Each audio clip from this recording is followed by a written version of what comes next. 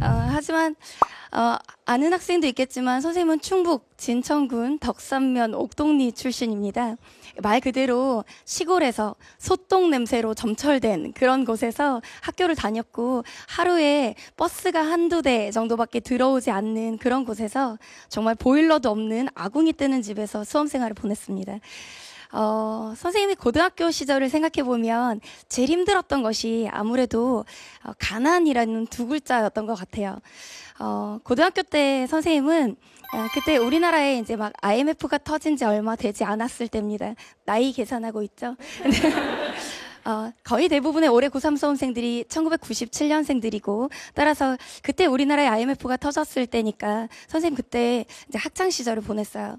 근데 그러다 보니 이제 아버지께서는 평생을 트럭 운전을 하셨고 어머니께서는 호떡 장사, 간병인 같은 걸 하면서 이제 저희 셋 딸 이혜영 씨, 이미영 씨, 이지영 씨를 이렇게 키우셨거든요.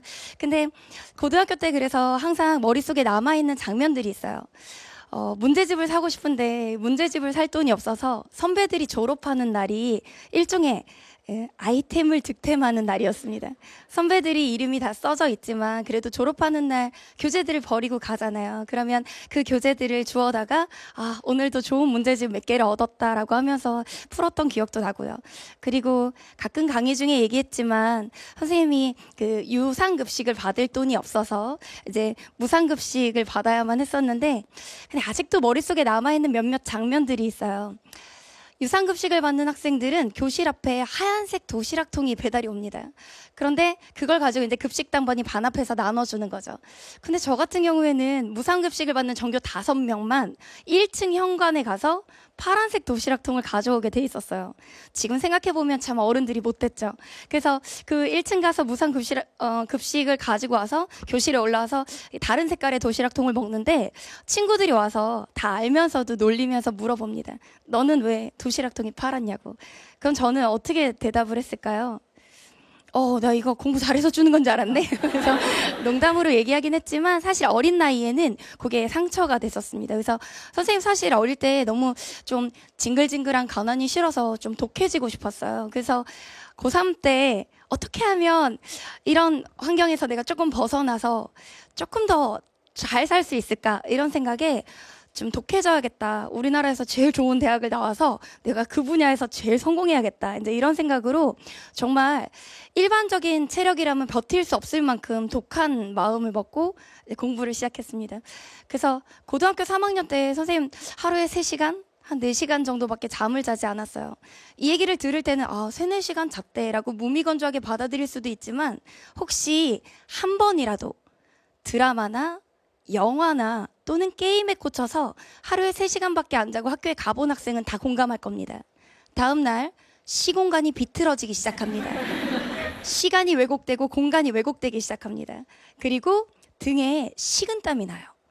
그리고 머리가 멍한 듯 느낌? 근데 그런 느낌에서 이겨내기 위해서 선생님 필통에 항상 필수품으로 가지고 다니던 물건이 있었어요. 네, 삼지창 포크였습니다. 그 포크의 용도는 여러분들이 예상 가능한 용도입니다. 정말 졸릴 때 허벅지를 포크로 찍어가면서 공부를 하다 보니 허벅지 맨날 피멍이 들어있었어요.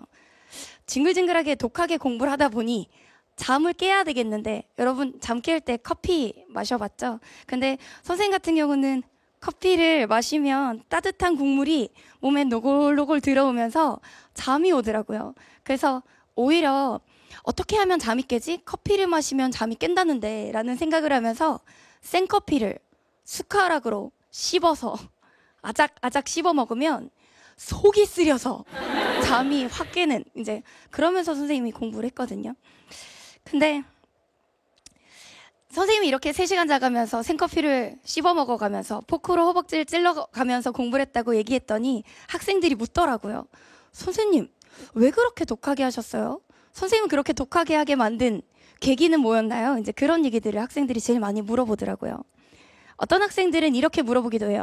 선생님, 커피를요, 가루를 씹어 드신 건가요? 믹스 커피를 드신 건가요? 아니면 원두 커피 콩을 드셨나요? 막 이렇게. 근데 제가 고3 때 그렇게 공부하게 된 가장 큰 계기가 뭔가를 한번 생각해 봤어요. 혼자서 답을 한번 찾아보려고 한 거죠. 도대체 사람은 왜 공부를 할까? 여러분들은 지금 왜 공부를 합니까? 그냥 고3 때는 당연히 다 해야 된다 그러니까? 엄마가 좋은 대학 가라고 하니까? 학교 선생님이 대학 좋은 데 안 가면 뭐 혼내니까?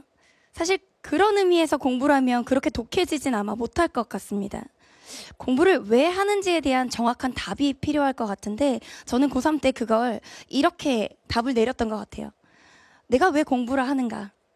누가 시켜서도 아니고 사회에서 하라니까도 아니고 부모님이 바라니까도 아니고 내가 나를 사랑하니까 내가 나한테 좋은 걸 베풀어주고 싶어서 10년 후, 20년 후 사람들이 나에게 얘기를 할 때 적어도 저 어느 대학 나왔어요. 무엇을 전공했습니다. 무슨 일을 하고 있어요. 라고 얘기할 때 적어도 서러운 상황이 생기지 않고 정말 당당하게 살아온 길들을 얘기하기 위해서 이런 느낌으로 좀 공부하는 게 아닌가라는 답을 내려봤거든요. 우리 월터 베저웃이라는 사람이 이렇게 얘기했어요. 인생에서 최고의 희열은 넌 할 수 없어 라고 얘기하는 주변 사람들에게 나의 성공으로 복수하는 것이다. 그런 얘기요. 선생님 고등학교 때 맨날 그랬거든요. 네가 그 환경에서 좋은 대학을 간다고? 이 시골에서 서울로 대학을 간다고? 과연 할 수 있을까? 그래 한번 해봐. 쉽지 않을걸? 이라고 얘기하는 그 사람들에게 정말 보란 듯이 해내는 걸 보여주고 싶었어요. 그런데 참 신기하게도 고3 때 공부만 생각하면 그렇게 힘들지 않습니다. 그런데 여러분들도 아마 느낄 겁니다. 수험 생활하면서 제일 힘든 게 생각보다 체력 문제, 잡 문제, 공부 성적 관련 문제가 아니라는 거예요. 선생님 학생들 가르치면서 제일 많이 만나는 고민들이 생각보다 경제적 문제 또는 부모님의 불화 문제 또는 건강 문제, 인간관계에서 오는 스트레스, 수험 생활에서 느끼는 각종 압박감들이라는 걸 알고 있거든요. 여러분들 아마 공부하면서 가장 힘든 게 이제 시간이 더 지나면 지날수록 느끼게 될 거예요. 수험 생활에서 오는 스트레스의 가장 큰 부분은 사실 인간관계로부터 옵니다. 왜 이렇게 친구들은 나에게 함부로 말하는지, 왜 이렇게 부모님은 상처가 되는 말로 나를 가시처럼 찌르는지, 왜 담임 선생님은 저 친구를 바라보는 표정과 나를 바라보는 표정이 다른 건지 아마 그런 여러 가지 인간관계에서 오는 스트레스 때문에 힘들기도 할 거고 사실 말은 못하지만 하나하나 저마다의 고민과 시련을 가지고 있을 거라고 생각합니다. 어떤 학생은요 선생님한테 상담하기도 해요. 선생님 제가 진짜 공부를 집중해서 하고 싶은데요 너무 스트레스를 받아서 소화가 안 돼서 배에 가스가 차서 도저히 그 교실 안에서 실내가 나는 소리를 할 수는 없잖아요. 근데 막 그런 것 때문에 고민하는 학생들도 있고 때론 어떤 학생들은 선생님 저희 부모님은 너무 사이가 안 좋으셔서 아버지랑 어머니께서 맨날 싸우시고 막 헤어지시려고 그러는 것 같아요. 전 어떻게 해야 되죠? 어떤 학생들은 할머니가 너무 아프시거나 할아버지가 아프셔서 그런 고민을 하기도 해요. 근데 그런 얘기를 듣다 보니 선생님 수험 생활도 생각이 났습니다. 선생님 고3 때, 아니죠. 중3 때부터 가봐야 될 것 같아요. 중3 때 살고 있던 집에 수해가 났어요. 그때 반지하에서 살고 있었는데 비가 아주 많이 오면서 집안에 있는 가재도구가 다 물에 잠긴 거예요. 근데 여러분들 알겠지만 수해가 나면 맑은 빗물이 들어오는 게 아니죠. 꾸정물 같은 흙탕물이 들어오잖아요. 그러니까 집안에 있는 가재도구를 다 버려야 되고 책도 다 버려야 되고 하다못해 교복 같은 것도 다 버려야 돼요. 그리고 어머니 아버지는 아프시기 시작하고 언니들도 또 문제가 생기고 하면서 여러 가지 막 일들이 막 겹쳐오기 시작했어요. 수험생활 말 그대로 가난이란 두 글자로 설명하기보다는 시련이라는 두 글자로 설명해야 되는 그런 상황이었던 것 같아요. 근데 왜 난 이렇게 나만 힘들까? 남들은 공부만 생각할 수 있고 집중할 수 있는 환경, 부모님이 지원해 주시고 좋은 책에 좋은 교재에 비싼 패딩 입고 공부하는데 나는 왜 이렇게 힘든 일이 많이 겹쳐서 올까? 이런 생각을 하다가 선생님이 이런 글을 하나 보게 됐어요. 선생님한테 되게 힘이 됐던 글입니다. 딕 트레이시라는 사람이 이렇게 얘기하더라고요. 신은 인간에게 선물을 줄 때 포장지에 싸서 준대요. 그 포장지의 이름이 시련이라는 이름의 포장지랍니다. 선물의 포장지를 뜯고 나면 그 안에 선물이 들어있다는 거죠. 작은 선물에는 작은 포장지가 쌓여있지만 큰 선물에는 큰 포장지가 쌓였다고요. 근데 살아보니 여러분들보다 조금은 좀 더 시간이 지나 보니 어떤 생각이 들었냐면, 만약 내가 그런 환경이 아니었다면, 그런 부모님과 그런 환경과 그런 집과 이런 환경들이 아니었다면 이렇게 독할 수 있었을까? 만약 모든 것이 다 안정적이고 아무런 시련 없이 모든 것이 다 세팅되어 있었다면 내가 과연 이렇게 독하게 어느 분야에서 어떤 과정에서 정말 최고만을 추구하면서 이렇게 독하게 달려올 수 있었을까? 이런 생각을 하게 됐어요. 어쩌면 신이 나에게 준, 선생님 뭐 특정 종교는 아니지만 신이 나에게 준 어떤 시련들이 인생에 선물을 주기 위한 포장지를 내가 까는 과정은 아니었을까? 이런 생각?